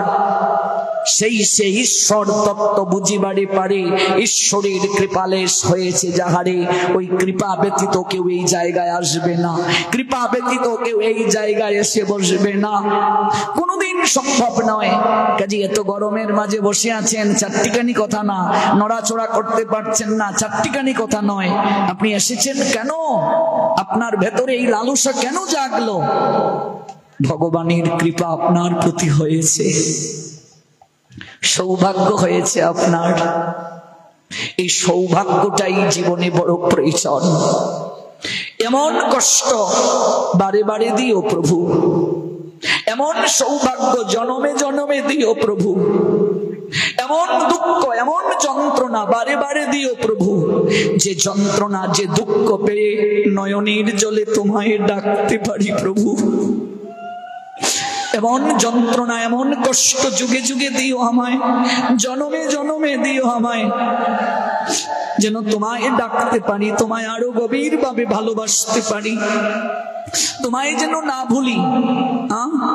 বারে বারে দিও এমন যন্ত্রণা এমন কষ্ট বারে বারে তুমি আমায় দিও, যে যন্ত্রণা পেয়ে যে দুঃখ পেয়ে যে কষ্ট পেয়ে আমি যেন গভীর ভাবে তোমাকে আরো ভালোবাসতে পারি, আমি যেন হারু হারু তোমার নামে মাতোয়ারা হতে পারি, আরো যেন তোমার নামে পাগল হতে পারি। এই কষ্ট এই যন্ত্রণা কষ্ট নয়, এই দুঃখ দুঃখ নয়, এটি তো পরম আনন্দ প্রভু। জনমে জনমে আমি চাই এমন দুঃখ এমন যন্ত্রণা, জনমে জনমে চাই। মহাভারতের যুদ্ধ শেষ হলো, গোবিন্দ গিয়েছেন কুন্তির সঙ্গে সাক্ষাৎ করতে। পিসিমা, ও পিসিমা, বিদায় দাও। কুন্তি বলছেন, বাসুদেব চলে যাবে, তুমি আমায় প্রণাম দিও না বাসুদেব। জগতের লোক তোমাকে কতটুকু জানতে পেরেছে আমি জানি না, কিন্তু আমি জানি বাসুদেব তুমি কে। তুমি যদি না থাকতে এই কুরুক্ষেত্রের যুদ্ধে আমার পুত্রগণ কোনোদিন জীবিত হতো না। এই কুরুক্ষেত্রের যুদ্ধের মূল নায়ক যদি কেউ হয়, আমি জানি কৃষ্ণ, তুমি ব্যতীত আর কেউ নয়। তুমি আমায় প্রণাম দিও না, আমি তোমার প্রণাম নিতে পারবো না। পিসমা কি বলো, আমি তোমায় প্রণাম দেব না? না না কৃষ্ণ, তুমি আমায় প্রণাম দিও না, তুমি চলে যাবে। পিসিমা, তোমার এতদিন দুঃখ ছিল, আমিও তো তোমার সঙ্গে ছিলাম। আজ তোমার দুঃখের দিন শেষ হলো পিসিমা, আজ তোমার যন্ত্রণার দিন অবসান হলো। তোমার পুত্র রাজ সিংহাসনে বসেছে, ধর্ম প্রতিষ্ঠা হয়েছে, অধর্মের বিনাশ হয়েছে। তোমার নয়নের জল মুছা হয়ে গিয়েছে, আমাকে বিদায় দাও, এবার আমি দ্বারকায় ফিরে যাব। কুন্তি তখন কি বলেছিলেন জানেন মা? কুন্তি বলেছিলেন, কৃষ্ণ, এতদিন আমার দুঃখ ছিল বলে তুমি আমার সঙ্গে ছিলে, আজ আমার সুখের দিন এসে গেছে বলে তুমি আমায় ছেড়ে চলে যাবে কৃষ্ণ। গোবিন্দ তখন বলেছিলেন, পিসিমা, এই জগতে মানুষ তো দুঃখের দিনে আমায় ডাকে পিসিমা, সুখের দিনে কজন আমায় স্মরণ করে। এই জগৎ সংসারে মানুষ দুঃখ পেয়ে কাঁদে, কৃষ্ণ কৃষ্ণ বলে নয়নের জল বিসর্জন করে। যখন আমি তাদের দুঃখ দূর করে দেই, সুখ যখন তাদের জীবনে তাদের সংসারে আসে, তখন ওরা আমাকে ভুলে যায় পিসিমা, আমাকে আর মনে রাখে না ওরা। আমি দুঃখ হারি জনার্দন, আমাকে দুঃখের দিনেই তারা ডাকে, সুখের দিনে কজন আমায় স্মরণ করে। কুন্তি কথাটা শুনে কৃষ্ণের দিকে তাকিয়ে বলছেন, কৃষ্ণ বাবা, আমি জানি তুমি ভগবান, আমি আমার জন্য জীবনে তোমার কাছে কিছুই চাইনি বাবা, আমার সন্তানের জন্য চেয়েছি, এই গুরু বংশের জন্য তোমার কাছে চেয়েছি, কিন্তু তোমার এই পিসিমা কোনোদিন তোমার কাছে ব্যক্তি স্বার্থে কিচ্ছু চায়নি। আজকে আঁচল পেতে আমি তোমার কাছে একটা জিনিস ভিক্ষা চাইবো, তুমি আমায় দেবে কৃষ্ণ। এটা আমার নিজের জন্য, এটা আমার কেবল নিজের জন্য ভিক্ষা, বলো তুমি আমায় দেবে কৃষ্ণ। তুমি আমায় বাকিটা জীবন দুঃখ উপহার দাও, যন্ত্রণা কষ্ট উপহার দাও, বাকি যে কটা দিন আমি বেঁচে থাকবো আমি যেন দুঃখে দুঃখে জীবন কাটাই। আমি যেন দুঃখে দুঃখে জীবন কাটাই কৃষ্ণ। পিসিমা, এই কেমন ভিক্ষা চাইছো তুমি? তোমার তো সারা জীবনটাই দুঃখের। তুমি বালিকা অবস্থায় সন্তান প্রাপ্ত হলে, সেই সন্তান তুমি জলে ভাসিয়ে দিলে। সারাটা জীবন তোমার চোখের সামনে তোমার সন্তান একটিবারও তুমি পরিচয় দিতে পারলে না। সমাজের চোখে তোমার সন্তান অবহেলিত হলো। তুমি মা হয়ে এই যন্ত্রণা হৃদয়ে অনুভব করেছো, কিন্তু তুমি প্রকাশ করতে পারোনি। যুদ্ধের পূর্বে তুমি সেই কলঙ্ক প্রকাশ করলে, কিন্তু সেই দিন মাতৃ অধিকার নিয়ে গেলে তোমার পুত্র তোমায় ফিরিয়ে দিল। তুমি চোখের সামনে তোমার পুত্রের মৃত্যু দেখলে, তোমারই আরেক পুত্রের হাতে। একটা মায়ের জীবনে এর থেকে বড় দুঃখ আর কি হতে পারে? বাসর করে তোমার স্বামী যুদ্ধে গেল, আরেকটা কন্যাকে বিয়ে করে নিয়ে এলো মাদ্রি। তুমি একটা দিনও তার সঙ্গে স্ত্রীর অধিকার পেলে না। তোমার স্বামী অভিসম্পাদিত হলো, স্ত্রী সঙ্গ করলে তার মৃত্যু হবে। তুমি সন্ন্যাসিনী হলে, সারা জীবন ব্রহ্মচারিণী হয়ে জীবন কাটালে, স্বামী সুখ জীবনে পেলে না। তুমি রাজরানী হয়ে বনবাসিনী রইলে, বনে বনে ঘুরলে। সারাটা জীবন তুমি দুঃখে দুঃখে ফলমূল আর হবিষণ্য খেয়ে রাজভোগ ত্যাগ করে কাটালে। তুমি রাজ পোশাক ত্যাগ করে সন্ন্যাসিনীর পোশাক পরলে। আমি ভগবান বলেও তোমাকে যে আর কোনো দুঃখ দিতে আমি পারছি না পিসিমা। একটা মানুষের জীবনে এর থেকে আর কি দুঃখ দেয়া যায়?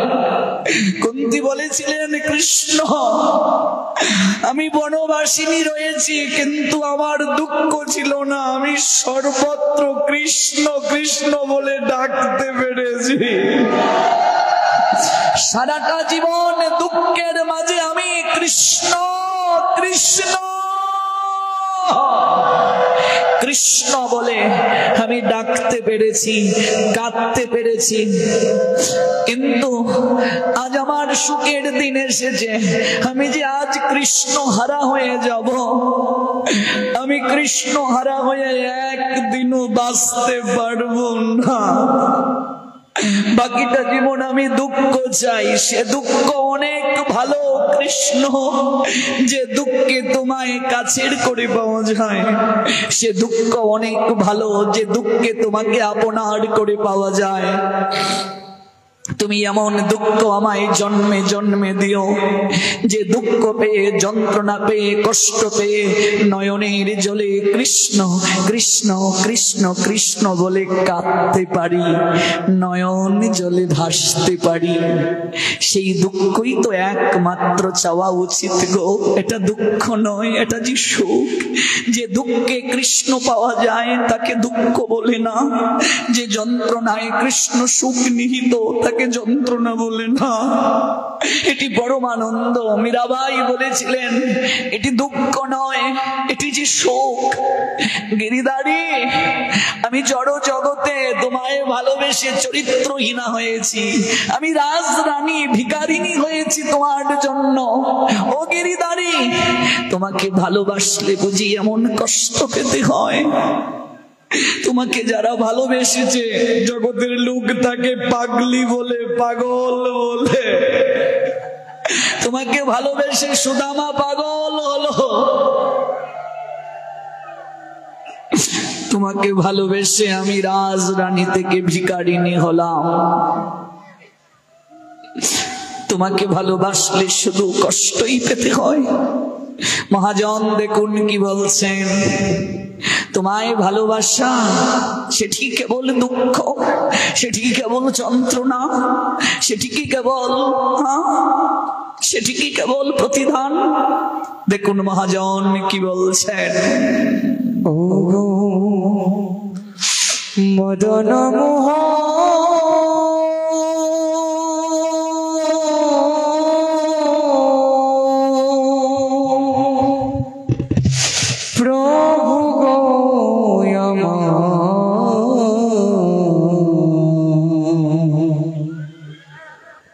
দয়াময় ও গো কৃপাময়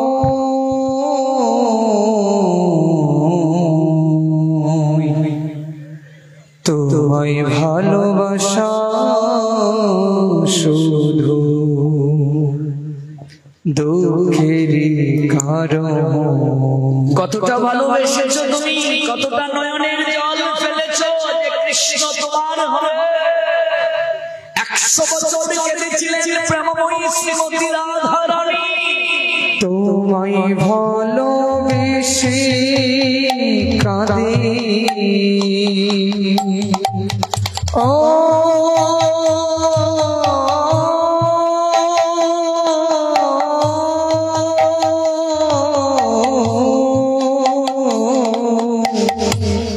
তোমায় ভালোবেসে কাঁদে বিনোদিনীরা পথে পথে কেঁদে গৌরার নেতা মারে যদি কাঁদতে হয় কৃষ্ণ বলি কাঁদো, গৌর বলি কাঁদো, নিতাই বলি কাঁদো, প্রেমময়ী রাধে রাধে রাধে বলি কাঁদো, সন্তান মরলে কাঁদি, স্বামীর বিরহে কাঁদি, ভালোবাসার মানুষ ছেড়ে গেলে কাঁদি। কৃষ্ণ বলি বলি বলি কেন কান্না আসে না গো? তোমায় ভালোবেসে কাঁদে বিনোদিনীরা 100টা বছর প্রেমময়ী কেঁদেছিলেন, তাই গোবিন্দ অনুভব করছেন কি আছে এই কান্নার মাঝে।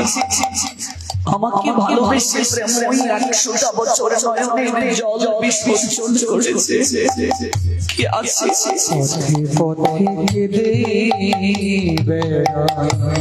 একটু অনুভব করতে হবে এই ভালোবাসাটাকে, এই প্রেমের মাধুর্য আস্বাদন করতে হবে।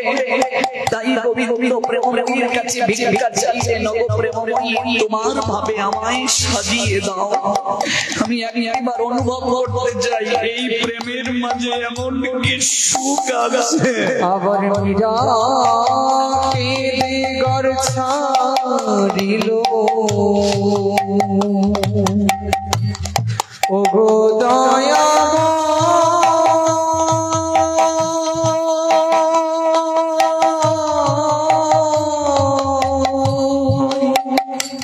কৃপা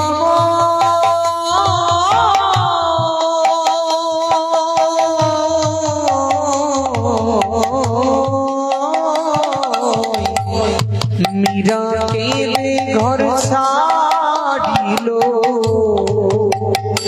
কারো শুনে নিবার। যারাই গোবিন্দকে ভালোবেসেছে তারাই কেঁদেছে, নয়নের জল বিসর্জন ছাড়া গোবিন্দ কৃপা হয় না। যেদিন থেকে তুমি গোবিন্দকে ভালোবাসবে পাড়া প্রতিবেশী আত্মীয় স্বজন তোমাকে পাগলই বলবে। সুদামা বলেছিলেন দ্বার রক্ষককে, দাঁড়িয়ে তুই আমায় পাগল বলছিস না? সত্যি আমি পাগল রে, আমি যে কৃষ্ণ নাম পাগল, আমি যে কৃষ্ণ প্রেমের পাগল রে। ওই তোদের দ্বারকার রাজাকে যারা ভালোবেসেছে তারা এমন করি পাগল হয়েছে, এমন করি কেঁদেছে রে, এমন করি নয়নের জলে ভেসেছে। আত্মীয় স্বজন বন্ধু বান্ধব আপনার থেকে দূরে চলে যাবে, কেউ ভালোবাসবে না। তাহলে কেন এমন, তুমি এমন কেন করো গোবিন্দ? স্বর্ণকার দেখবে আগুনে পুড়িয়ে পুড়িয়ে পুড়িয়ে পুড়িয়ে সোনাকে খাঁটি করে। ব্রহ্মাদি দেবতার দুর্লভ প্রেম, এই কৃষ্ণ প্রেম ভগবান তোমায় এমনিতেই দিয়ে দেবেন, একটু পরীক্ষা না করে, একটু যাচাই না করে। ভগবান তাই একটু পরীক্ষা করে দেখেন ওই প্রেম গ্রহণ করার যোগ্যতা তোমার আছে কিনা। ও তোমায় ভালোবেসে কাঁদে বিনোদিনীরা ব্রজে পথে পথে কেঁদে প্রতিদান পাবে। প্রেমময়ী তো পেয়েছিলেন 100 বছরের প্রতিদান, যার কারণে গোবিন্দকে রাধা পাবে বিভোর হয়ে নবদ্বীপ চন্দ্র নদিয়া বিহারী গৌরাঙ্গ হয়ে আসতে হলো। আজকে নগরে নগরে রাধা পাবে বিভোর হয়ে প্রেমের ঠাকুর গৌরাঙ্গ সুন্দর কাঁদছেন কৃষ্ণ কৃষ্ণ কৃষ্ণ। মুখে বলে রাধা রাধা, দুই নয়ন বহে দাদা। মুখে বলে রাধা রাধা, দুই নয়ন বহে দাদা। ফিরে চাই না কথা কই না, মনে বাতার আছে। কেউ যদি করে আমার আশ, আমি করি তার সর্বনাশ। এরপরও যদি না ছাড়ে আমার পাশ, এরপরেও যদি আমায় না ছাড়ে, আমি হই তার শ্রী চরণের দাস।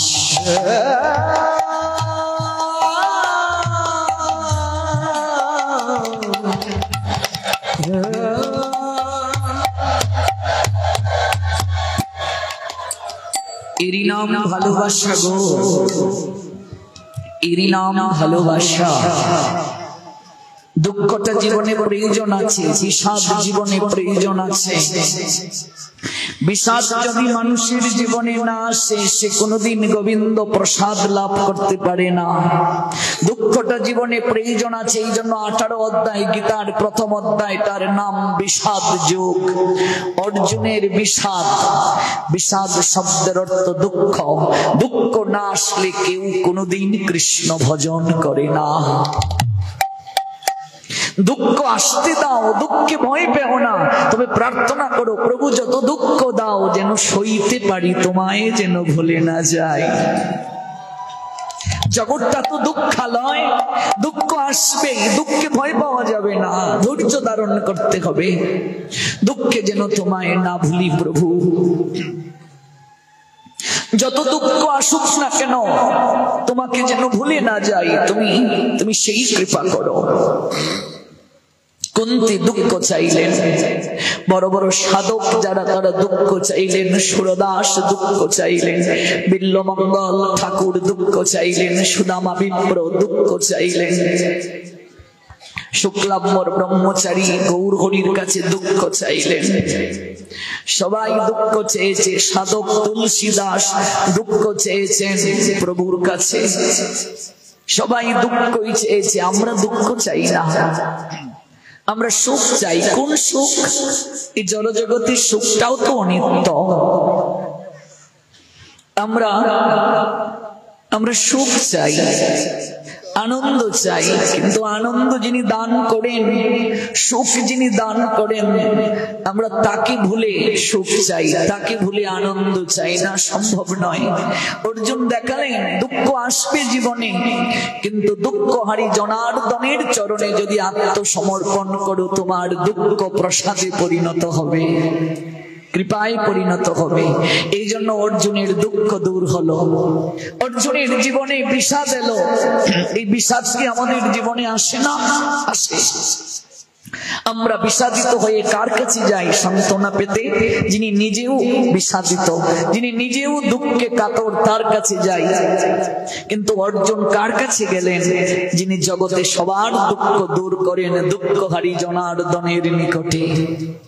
ধনুর্বাণ তার রথের এক কোণে রেখে কেঁদে কেঁদে বলছেন, মাধব, আমার মনে হচ্ছে আমার মনে হচ্ছে আমি আর স্থির থাকতে পারছি না মাধব। আমার ত্বক জ্বালাতন করছে, আমার জিহ্বা শুকিয়ে যাচ্ছে, আমি অলুক্ষণ কুলক্ষণ দর্শন করছি মাধব।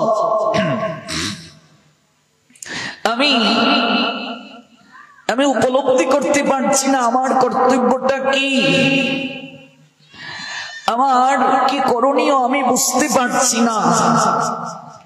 এই যুদ্ধে অভিলাষী হয়ে যারা এসেছেন তাদেরকে দেখে আমার অঙ্গ প্রত্যঙ্গ অবশ হয়ে পড়েছে, মুখ শুষ্ক হয়ে গিয়েছে।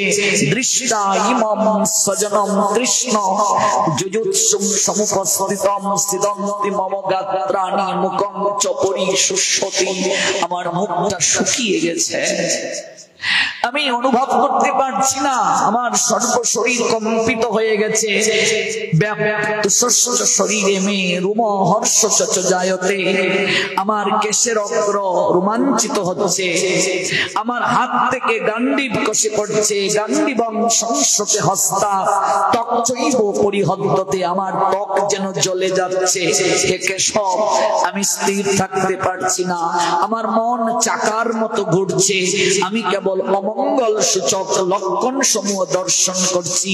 ন স্বপ্নমি অবস্থাতং ভ্রমিতিব চমে মন নিমিত্তানি চ পশ্যামি বিপরীতানি কেশব। প্রথম অধ্যায় 30 নং শ্লোক। আমি সর্বদা অমঙ্গল সূচক লক্ষণ দর্শন করছি। আমার নিজের চিন্তায় আমি সিদ্ধান্ত নিতে পারছি না, কর্তব্য কি আমি বুঝতে পারছি না, কোন পথে চললে আমার মঙ্গল হবে আমি তাও অনুভব করতে পারছি না। তুমি যদি কৃপা করে আমায় বলে দাও আমার কর্তব্য কি, আমি তাই পালন করব।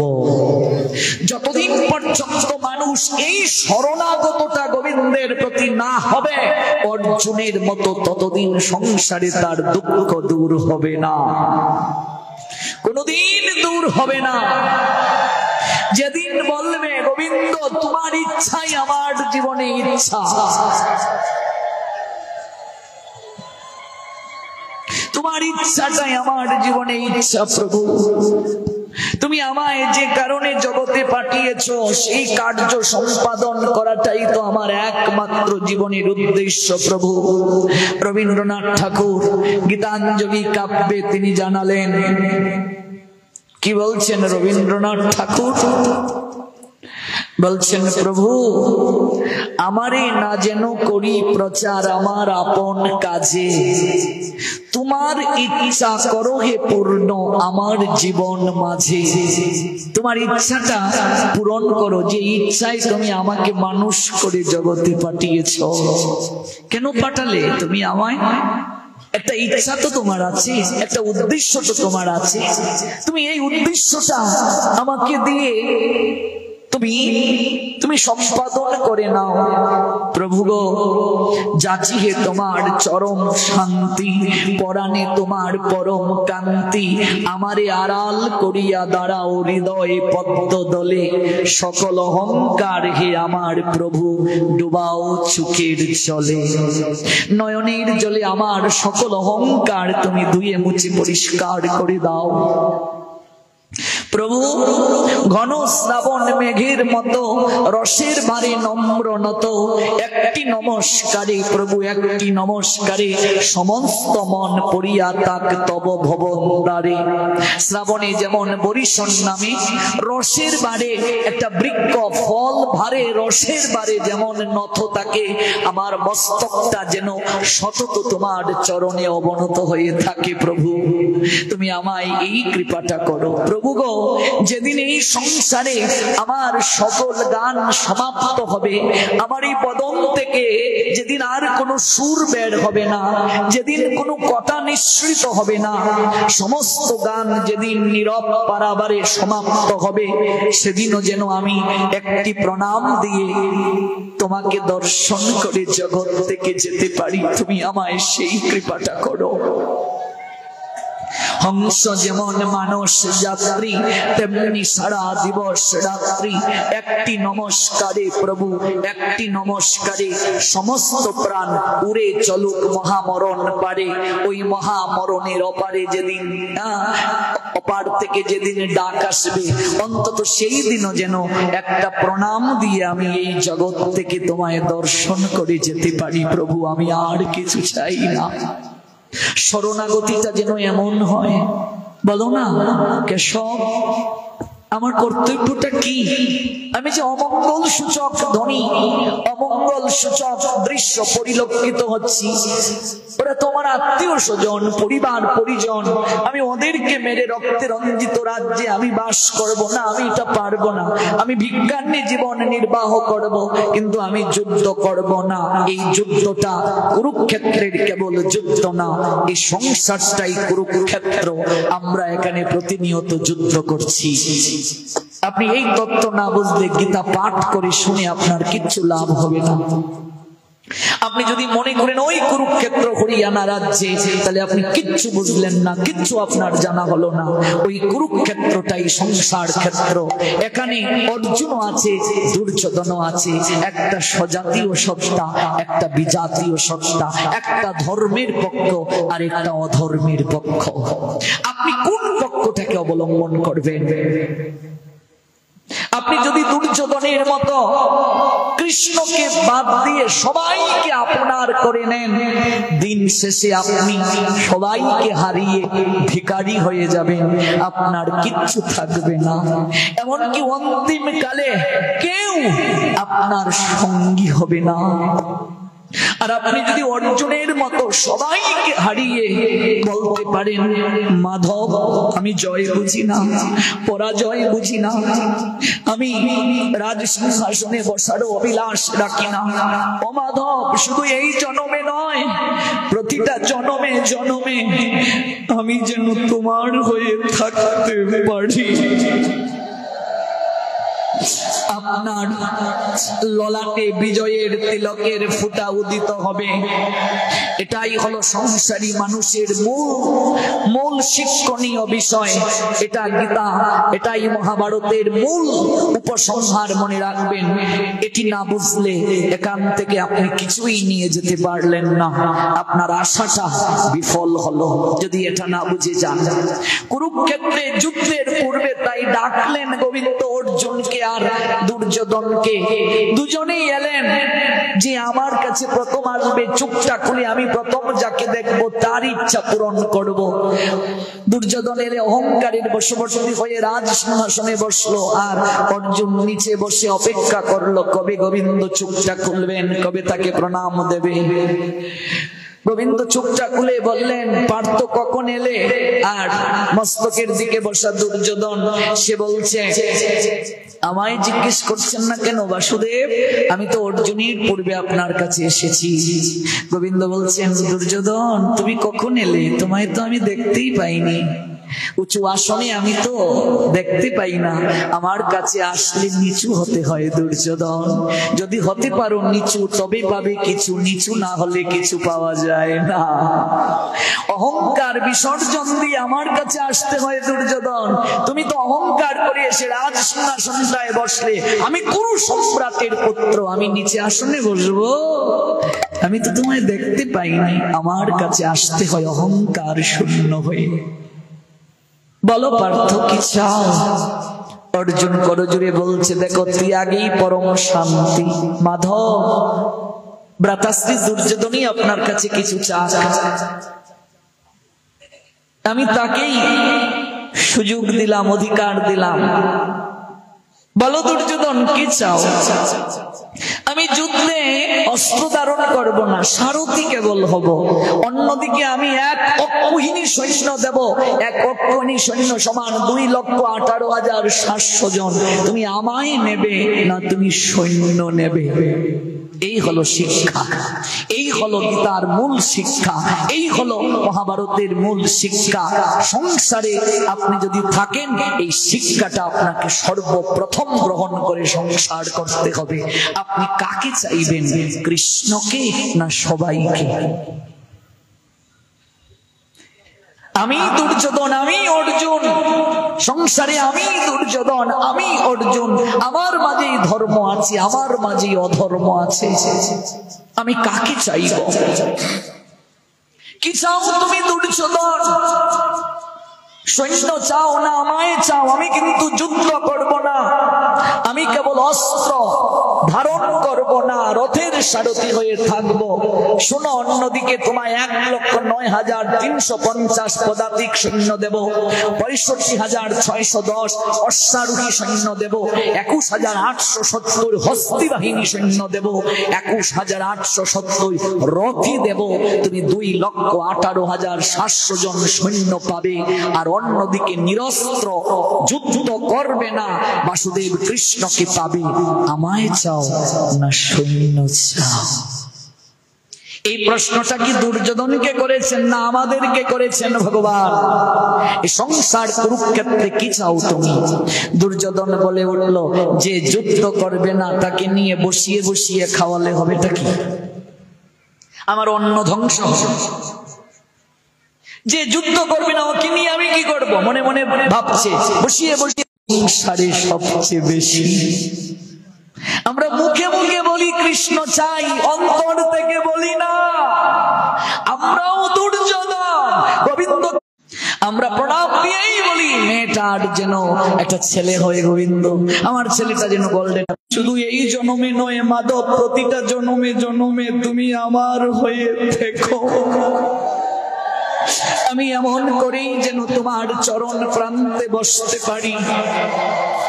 তুমি আমার হয়ে থেকো মাধব, আমি আর কিচ্ছু চাই না, তুমি আমার হয়ে থেকো। মনে মনে গোবিন্দ বলছেন, আমি যার হয়ে যাই তার জগতে আর কিচ্ছু প্রাপ্তির বাকি থাকে না। জগতে মূর্খরা এই চায় ওই চায় আমার কাছে, আমি তাদেরকে তাদের চাওয়া পূর্ণ করে জনমের মতো তাদের কাছ থেকে চলে যাই। বাচ্চা কুলে উঠার জন্য মায়ের কাছে আবদার করে, ও মা আমি কুলে উঠব। মা দেখবে একটা খেলনা হাতে ধরিয়ে দিয়ে বলে, বাবা এই নে বাবা, এই দেখ গাড়ি, এটার মধ্যে উঠ, তুই খেলা কর, আমি কাজটা সেরে নেই। বাচ্চা যদি খেলনা পেয়ে ভুলে যায়, ও কি আর কুলে উঠতে পারবে? দুর্যোধন খেলনা পেয়ে কাজ ফেলে দৌড়ে আসতেন, আয় আয় আয় বাবা, আয় আয় সোনা আমার কুলে আয়, কুলে আয় বাবা, কুলে আয়, কান্না করিস না, আমি পরে কাজ করব, আয় বাবা আমার কুলে আয়।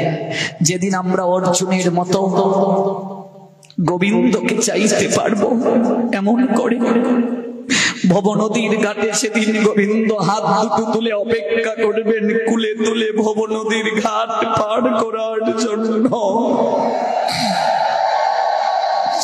যেদিন এমন চাইতে পারবো, মাধব আমি তুমি ছাড়া আর কিচ্ছু চাই না।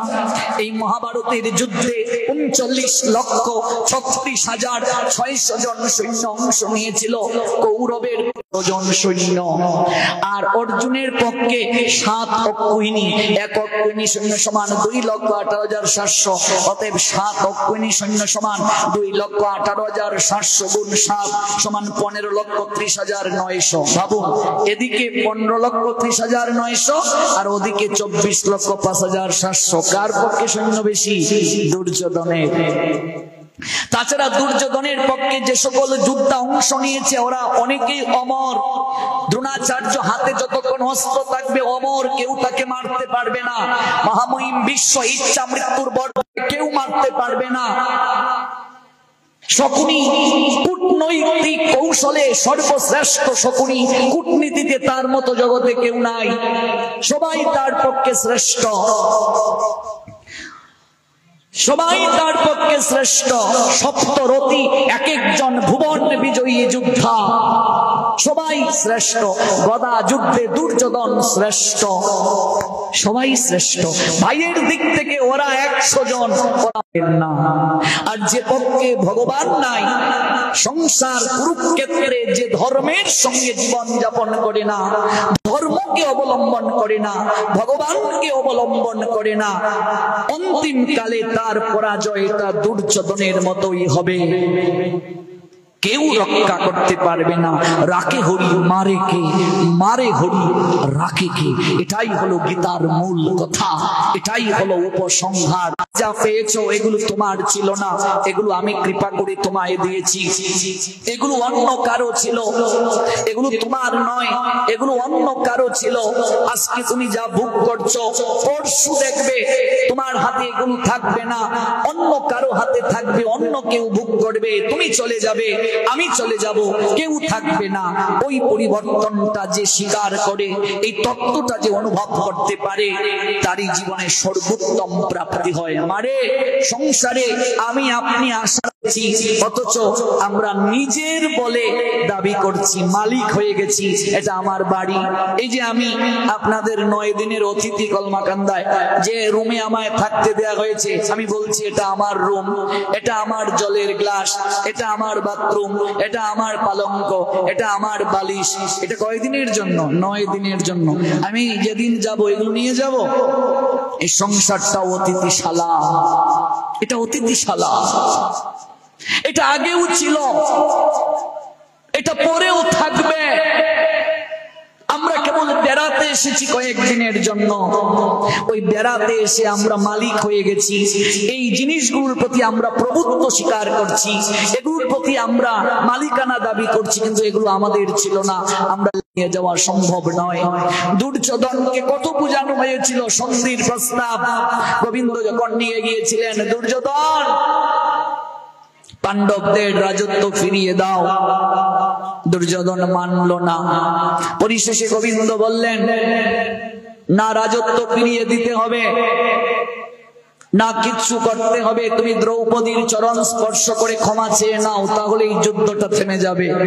তোমার ভ্রাতৃবধূ, জ্যেষ্ঠ ভ্রাতৃবধূ, তুমি তো প্রণাম, তোমাকে আমি লাস্ট সুযোগ দিলাম, না দ্রৌপদীর চরণ স্পর্শ করা লাগবে তোমার, না অর্ধেক রাজত্ব তোমার দিতে হবে, 5টা গ্রাম তুমি দিয়ে দাও, পঞ্চ পাণ্ডবকে স্বাতন্ত্র অধিকার দিয়ে দাও, যুদ্ধটা থেমে যাবে। দুর্যোধন রক্তের গঙ্গা বইবে কুরুক্ষেত্রে, শকুন, শৃগাল, কুকুর, কাক টেনে নেবে, কাটামুন্ডু, কত নারী বিধবা হবে, কত নারীর সিঁদুর, স্মৃতির সিঁদুর মুছে যাবে, কত সন্তান এতিম হয়ে যাবে। তুমি হয়তো জানতে পারছো না, তোমার হয়তো উপলব্ধি হচ্ছে না, আমি দিব্য দৃষ্টিতে সব দেখতে পাচ্ছি। যুদ্ধটা থেমে যাবে।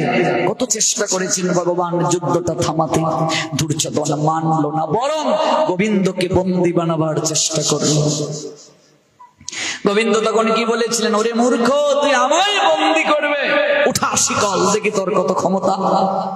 শিকলটা হাতে পড়িয়ে কারাগারে নিয়ে দরজা লাগিয়ে তালাটা মেরে বাইরে যখন এসে দুর্যোধন তাকালো, দেখলো কারাগারের ভেতরে গোবিন্দ নাই, সে নিজেই কারাগারের ভেতরে আছে। ওরে মূর্খ, এই সংসার কারাগার, এই কারাগারে আমি সবাইকে কর্মের দড়ি দ্বারা, কোন কর্ম? দুষ্কর্মের দড়ি, এটা দিয়ে আমি বেঁধে রাখি, আর সৎকর্ম করলে তো আমার কাছে নিয়েই যাই। তুই আমায় বন্দী বানাবে, তাকিয়ে দেখ কে। দুর্যোধন আবার তাকিয়ে দেখে কারাগারে দুঃশাসন, কখনো বা দেখছে সে ধৃতরাষ্ট্র, কখনো দেখছে শকুনি, কখনো দেখছে বিকর্ণ, ভাবছে কি ব্যাপার, কি ব্যাপার, আমি কাকে দেখছি? দুর্যোধন, তুই আমায় বন্দী বানাতে চাস, আমায় তুই বন্ধন করতে চাস? ওরে, অহংকারের শিকল দ্বারা আমায় বাঁধা যায় না, তবে হ্যাঁ, আমিও বন্ধন স্বীকার করি, আমাকেও বাঁধা যায়। আমাকে বাঁধতে গেলে যশোমতী মায়ের মতো প্রেমের দড়ি দরকার রে। অহংকারের শিকল দ্বারা আমায় বাঁধা যায় না, এই সংসারে আমাকেও বাঁধা যায়। আমাকে বাঁধতে গেলে যশোদা মায়ের মতো প্রেমের রশি দরকার। প্রেমের দড়ি দ্বারা আমি প্রেমময় বন্ধন স্বীকার করি, প্রেমের দড়ি ব্যতীত আমায় বাঁধা যায় না রে। ওই অহংকারের শিকল দ্বারা আমায় বাঁধা যায় না, আমিও বন্ধন স্বীকার করি। দুর্যোধন, অনেক চেষ্টা করেছি, শুয়ে অগ্রভাগে যতটা মাটি ধরে ততটা মাটিও তুই বিনা যুদ্ধে দেবে না। তোর লাঠির জোর বেশি, তুই বললে 100 লাঠি তোর, আমিও দেখতে চাই শেষের দিনে কোন লাঠিতে ভর দিয়ে তুই দাঁড়াস। আমি তোকে বলে যাচ্ছি, দুর্যোধনের মতো দেখবে এই সংসারে আমরা অনেকেই আছি লাঠির জোর দেখাই। আমার গোষ্ঠীতে অনেক ভাই আমাদের লাঠির জোর বেশি, ওই জমি দখল করতে আমাদের ব্যাপার না। এই সংসারে লাঠির জোর কি দুর্যোধনের থেকেও কারো বেশি আছে নাকি? আছে নাকি? কলমাকান্দা 100 ভাই কারো গোষ্ঠীতে, গোষ্ঠীর সব মিলিয়ে 100 ভাই আছে নাকি? রাবণের মতো বংশ এই জায়গায় 1 লক্ষ পুত্র, 1.25 লক্ষ নাতি, মরতে মরতে কেউ রইল না বংশে জ্বালার বাতি। রাবণেরও অহংকার ছিল, লাভ হলো না। দুর্যোধনের মতো 100 ভাই কারো গোষ্ঠীতে আছে, দুর্যোধনের রক্ষা হলো না, রাবণের রক্ষা হলো না। আর আমরা অহংকার করি, আমরা বড়াই করি। এই সংসার কুরুক্ষেত্রে আমরা দাম্ভিকতা দেখাই, কৃষ্ণ ভুলে, ধর্ম ভুলে। একটা একটা করে লাঠি ভেঙে দিল ভীম, 99টা লাঠি ভাঙ্গা হলো। দুর্যোধনকে বাঁচানোর জন্য গান্ধারী সারা জীবনের সাধনা নষ্ট করলেন। চুকের বাঁধনটা খুলে ব্যাসদেবের পরামর্শে মস্তক থেকে চরণ পর্যন্ত দৃষ্টি দিলেন। গোবিন্দ ছলনা করে নিম্নাঙ্গটা কলা পাতা দিয়ে ঢেকে যাওয়ার জন্য দুর্যোধনকে বলেছিলেন, মায়ের আশীর্বাদের শক্তি তো বেশি, তাই উরুটা রক্ষা কবচ হলো না। ওই উরুতে যখন ভীম আঘাত করলো, যে উরুতে দ্রৌপদীকে বসার কুইঙ্গিত করেছিল দুর্যোধন, ওই ভগ্ন উরু নিয়ে দুর্যোধন দাঁড়াতে পারে নাই, দাঁড়াতে পারে নাই, যন্ত্রণায় কাতরাচ্ছিল, মৃত্যু প্রার্থনা করেছিল সেদিন দুর্যোধন। আমি আর যন্ত্রণা সহ্য করতে পারছি না, আমায় মৃত্যু দাও, মৃত্যুটাই আমার শান্তি। সেই অন্তিম সময়ে গোবিন্দ গিয়ে পাশে দাঁড়িয়ে বলেছিলেন, খুব খুব না লাঠির জোর দেখিয়েছিলে রে, খুব না লাঠির জোর দেখিয়েছিলে। তোর 100টা লাঠি, ওদের 5টা লাঠি, কোথায় তোর 99 লাঠি? ভর দে, দাঁড়া, আমিও দেখতে চাই কোথায় তোর লাঠি। ওরে মূর্খ, এই জগতে তোর মতো যারা লাঠির জোর দেখায়, শেষের দিনেই তারা কাষ্ঠের লাঠিতে ভর দিয়ে কুল পায় না। আর অর্জুনের মতো আমাকে যে লাঠি মনে করে, লাঠি মানে ভরসা, ধর্মের লাঠিতে যারা ভর দেয়, শেষের দিনে তাদেরকে লাঠিতে ভর দিতে হয় না, আমি স্বয়ং লাঠি হয়ে ভর দিয়ে ভবের ঘাটে তাদেরকে নিয়ে যাই।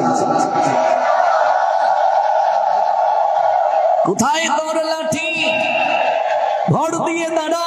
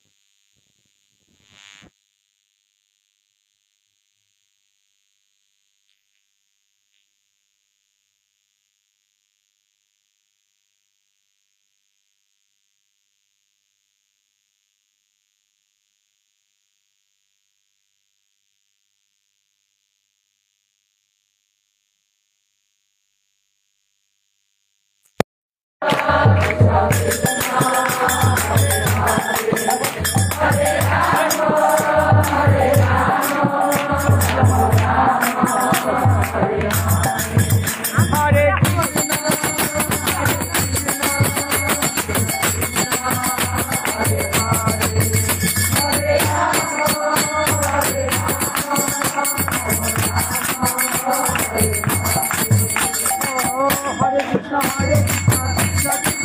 Krishna Krishna, Hare Rama, Hare Rama, Rama Rama, Hare Hare,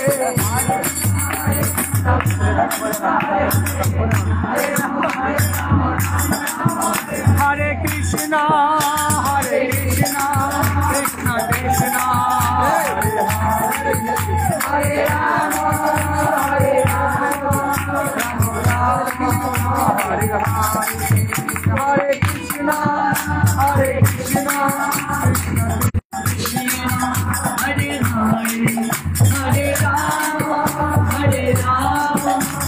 Rama.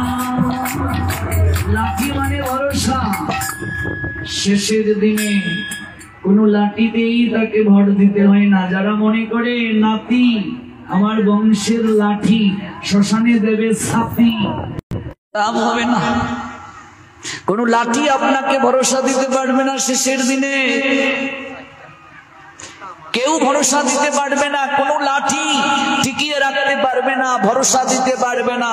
যদি গোবিন্দকে কেউ লাঠি সদৃশ গ্রহণ না করে, লাঠি মানে ভরসা গ্রহণ করেছিল, গোবিন্দকে লাঠি সদৃশ গ্রহণ করেছিল, যার কারণে তারই ললাটে বিজয়ের তিলকের ফোঁটা উদিত হলো।